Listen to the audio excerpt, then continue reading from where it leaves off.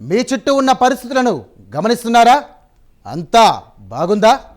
బాగుందని అప్రమత్తంగా లేకుంటే అంతే సంగతులు. గుడిలో లింగాన్ని మింగే మోసగాళ్ళు మీ చుట్టూ తిరుగుతున్నారు. ఆదమరిస్తే అంతే సంగతులు. ఆవలించకుండానే పేగులు కత్తిరించుకు వెళ్ళే కంత్రిగాళ్ళున్న సమాజం ఇది. అందుకే మోసగాళ్ళ బారి నుంచి నేరస్తుల నుంచి మిమ్మల్ని జాగ్రత్త పరిచే ప్రోగ్రాం ఈ క్రైమ్ వాచ్. బెట్టింగ్ ఈ మోజులో యువకుల జీవితాల్లోకి వైరస్ కన్నా చాలా వేగంగా వ్యాపిస్తోంది. మత్తు కన్నా చాలా డేంజరస్గా వారి జీవితాలను లొంగదీసుకుంటోంది. రూపాయి పెడితే 10 రూపాయలు వస్తాయన్న అత్యాశ యువకుల జీవితాలను ఛిద్రం చేస్తోంది. వారికి తెలియకుండానే వారి జీవితాలను సర్వనాశనం చేస్తోంది. ఈ బెట్టింగ్ మాఫియా ప్రపంచం అప్పులు చేసి మరీ ఈ బెట్టింగుల్లో కూరుకుపోతున్న యువకులు చివరకు వారి ప్రాణాలను సైతం తీసుకుంటూ తల్లిదండ్రులకు కడుపు కోత మిగులుస్తున్నారు. స్మార్ట్ ఫోన్ మనిషి జీవితాన్ని పూర్తిగా మార్చేసింది. ఖండాల మధ్య ఉన్న దూరాన్ని చెరిపేసింది. ప్రపంచాన్ని ఓ కుగ్రామంగా మార్చేసి మన అరచేతిలో ఇమిడిపోయేలా చేసింది. చేతిలో స్మార్ట్ ఫోన్ లేకుంటే మనిషికి రోజు గడవని పరిస్థితి నెలకొంది. పొద్దున్న నిద్ర లేచినప్పటి నుంచి రాత్రి పడుకునే వరకు ప్రతి ఒక్కరికి స్మార్ట్ ఫోన్ లేకుంటే ఏ పని కావడం లేదు. అంతలా మన జీవితంలోకి చొచ్చుకునొచ్చింది స్మార్ట్ ఫోన్. మరి స్మార్ట్ ఫోన్తో అంతా మంచి జరుగుతుందా? మంచి ఉన్న చోటే చెడు కూడా ఉంటుందని మన పెద్దలు అంటుంటారు. అలాగే స్మార్ట్ ఫోన్ కూడా 2 వైపులా పదునున్న కత్తిలా మారింది. జాగ్రత్తగా లేకుంటే అది మన జీవితాలనే కబళిస్తుంది.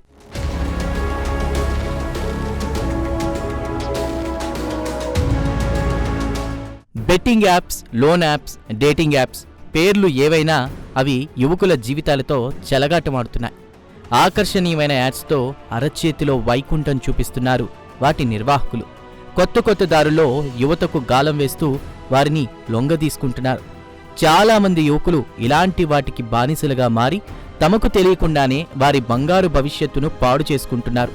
తాజాగా బెట్టింగ్ మాయా ప్రపంచం ఒక యువకుడి జీవితాన్ని ఛిద్రం చేసింది.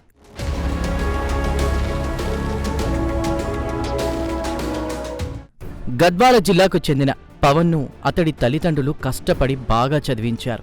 కొడుకు ప్రయోజకుడు కావాలని వారు ఎన్నో కలలు కన్నారు. కొడుకుకు కావలసిందల్లా కొనిస్తూ అడిగినన్ని డబ్బులిచ్చేవారు. మంచి ఉద్యోగం సాధించి కొడుకు ఉన్నత స్థితికి ఎదగాలని వారెంతో ఆశపడ్డారు. పవన్ తండ్రి పెద్ద నరసింహులు ఒక రైతు. వ్యవసాయ ఆధారిత పంటలపై వచ్చిన డబ్బులతో కొడుకుకు రాయల్ ఎన్ఫీల్డ్ వాహనం, ఐఫోన్ కొనిచ్చి కొడుకును ప్రేమగా చూసుకున్నాడు. కానీ స్మార్ట్ ఫోన్ పవన్ జీవితాన్ని తలకిందులు చేసింది. ఎంటెక్ 2వ సంవత్సరం చదువుతున్న పవన్ తన స్నేహితులు గౌతమ్, రోహిత్లతో కలిసి హైదరాబాద్లోని అత్తాపూర్లో ఓ గదిలో అద్దెకుంటున్నాడు. ఆన్లైన్ బెట్టింగ్ మోజులో పడ్డ పవన్ వాటికి బానిసగా మారాడు. ఓ యాప్లో బెట్టింగ్ ఆడుతూ భారీగా డబ్బులు పెట్టాడు. దానికోసం తన స్నేహితులు, బంధువులు, కుటుంబ సభ్యుల వద్ద అప్పులు చేశాడు. బెట్టింగ్లో పెట్టిన డబ్బులు మొత్తం పోగొట్టుకుని అప్పుల ఊబిలో కూరుకుపోయాడు పవన్.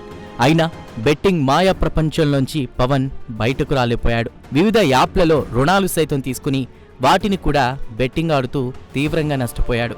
రుణదాతల నుంచి ఒత్తిడి పెరగడంతో తన బాధను తండ్రి పెద్ద నరసింహులకు చెప్పుకున్నాడు.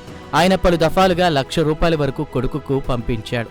అయినా రుణాలు తీరకపోవడంతో తండ్రి ఇప్పించిన రాయల్ ఎన్ఫీల్డ్ వాహనాన్ని, ఐఫోన్ను సైతం విక్రయించి అప్పులు చెల్లించాడు పవన్.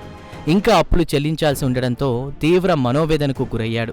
స్నేహితులు, బంధువుల వద్ద తీసుకున్న డబ్బులు కూడా పోగొట్టుకోవడంతో మానసికంగా కుంగిపోయాడు. నిరాశతో గదిలో స్నేహితులు లేని సమయంలో ఫ్యాన్కు ఉరివేసుకుని ఆత్మహత్య చేసుకున్నాడు పవన్.